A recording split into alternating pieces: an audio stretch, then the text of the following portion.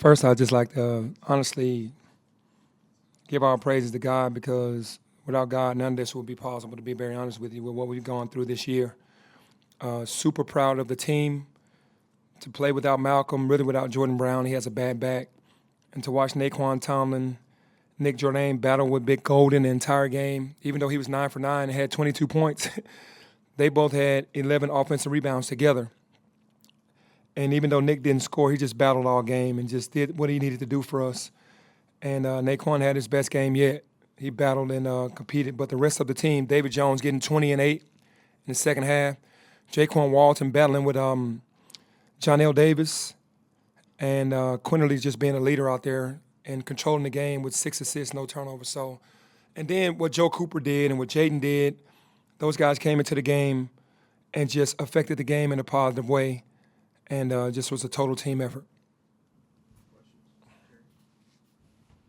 Hey, Coach, before we get into the game, I think this year is 6th consecutive year having 20 or more wins. I know you're not going to talk about how much it means to you, but what does it mean for you? I know you're thinking about the kids and stuff. Well, you know, the more I'm looking at around the country and how this thing really works when coaches first get into the business, you don't automatically win 20 games a year. I inherited a team and won 20 games with that team.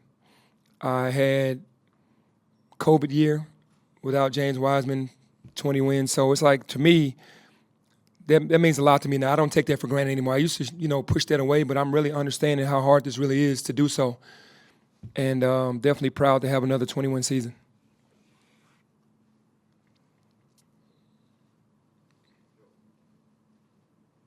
What was the key to avoiding the foul trouble with your bigs, considering how shorthanded you were there and considering the matchups and also what Golden presents? Well, we gave the game plan to Nick and to Nae'Quan to just try to do their work early and push them off the block. But it still was up to those two guys to go out there and do it with their skill and their IQ. And they did a great job themselves of just really understanding when to push, when not to push, because any little thing that they would do would get called a foul. So they played a very smart game, and they picked their spots where they kind of tried to push him off the block. But that was our game plan, to get him off the block. And he still went 9 for 9. Nae'Quan probably had his best game of the season so far. He's had great moments throughout the season. Talk about what he did tonight, both offensively and defensively, to have so much success, and how important is he to y'all's overall success moving forward? No, his energy was amazing. That's probably the most energy I've seen from him all season.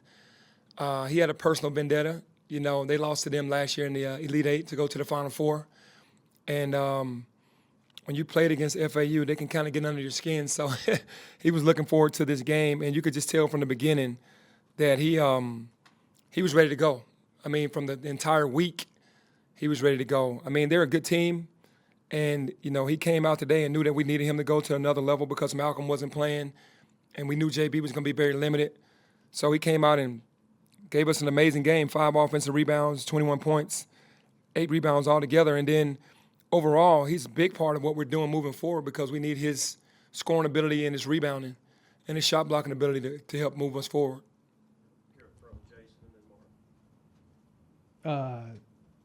Would have been easy to have gotten rattled in this game pretty much no matter what, but then you have the jump ball timeout. I mean, let me just ask you about that first, because I saw your reaction. You stared the ref and just did like this. I wish I could say what I really feel. I'm sure you guys would love that. But I wasn't shocked. Okay, and so, and then the way the game was kind of unfolding there late with a couple of turnovers, and they were making a push. It kind of felt like the NCAA tournament again. How do you just not kind of get caught up in all of that? And I think that because I played the game and I was in those situations, I understand what can happen. You can only put your guys in position and hope that they can get out of those positions, but usually great teams are going to make a run. They're really good at what they do, on how they pressure, how they do it. You got to be smart. You got to get the ball across. I didn't want us to bring the ball back out. I wanted us to score. That's something that you don't do. When you break pressure, you have 3-on-1 fast break, 3-on-2, go ahead and score. So we'll talk about that. But as a basketball player, for me, just don't panic and give live ball turnovers. That ball went in the middle again on the pass, and they stole it. And I was like, oh, my gosh, let's just not pass the ball across the middle on the press ever again.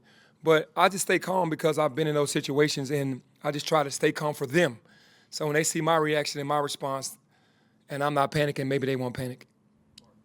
Along those lines, that possession with 40 some odd seconds left, the lead's down to 3. I mean, you have a better sense of this than me. It seemed like one of your best defensive possessions of the year. But what was that moment like? One, leading into it after you had the lead, you built a 10-point lead and it's crumbled away. But then watching them kind of deliver that defensive possession that they did. A side of you is like, here we go again. You know, they're coming back. But then there's also a side of you that's saying, hey, this is a moment where we have to get a stop. And when you get your guys to get a stop like that, like you said, one of the best defensive moments of the game, that's what you want. When you start freaking out and things start leaving you, where it was very calm and now it becomes chaotic, you have to figure out a way to get back calm. And they did. They wanted the game so badly. They said, let's get a stop. We're not giving them a bucket just because we turned the ball over. So I was definitely proud of that. And then totally unrelated, what can you say about the situation with Malcolm Dandridge, and are you preparing as if you might not have him the rest of the year? Well, I can't speak on that, but I'm waiting just like you guys are. So I don't know anything about when he's coming back. I'm just going to learn, I guess, as you guys learn. Penny, after what happened, Gotcha. Penny, after what happened in yesterday's game with Duke and Wake Forest, there's been a conversation around court storming after Kyle Filipowski got hurt. What are your thoughts on court storming and what can be done to avoid those situations? I understand that that's been a part of college basketball forever, but now it's starting to get a little too violent because there's so many people getting caught in the middle, and usually the students will come out and go around the players, let the players come off, security grabs them. Now it's like they're trying to let the players see them or say something or whatever. So they're definitely, you want the safety of the fans as long as the players. So I think that you should let the team exit. If you feel like you're going to storm that court and you're going to allow storm, you don't have a handshake line. You let the team just go right out, and then you can storm the court. You don't do a handshake line, because once you do that handshake line or you kill that. And then the other thing is, as soon as the game is over, you to get that team off the floor quickly, and then you can bring the fans on. Coach, you guys took a loss to FAU in the tournament last year, and then this year with FAU joining the American Conference, and this game being such a big deal for them and you guys. Do you see sort of a rivalry brewing between you two? I think you can say that because both teams met last year.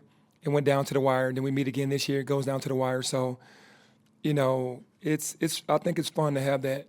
We lost Houston. That was our old rivalry with the guys, even though they were way more successful than we were. But when it came into the realm of the conference, there was the games that we looked forward to playing because they were the bar. And you can say Florida Atlantic for going to the Final Four last year, they're the bar. As far as they've tasted it. So every time you play those teams that have that number behind their name, you want to battle. So you can say that, yes. Hey, Penny, 3 turnovers in the first half, 3 turnovers in the second half. Why were there only 3 turnovers in each half? Was it because of buy-in, or was it something with the reduced play call? I think that, I've been scripting the offense, and if we don't take bad shots, then we'll be better than that. 6 turnovers is great because the ball was in JQ's hand. He played 37 minutes, and then the ball was in his hands probably 34, and he just made great decisions. So it wasn't by committee today like it usually is. It was in our point guard's hands, and he took very good care of the ball.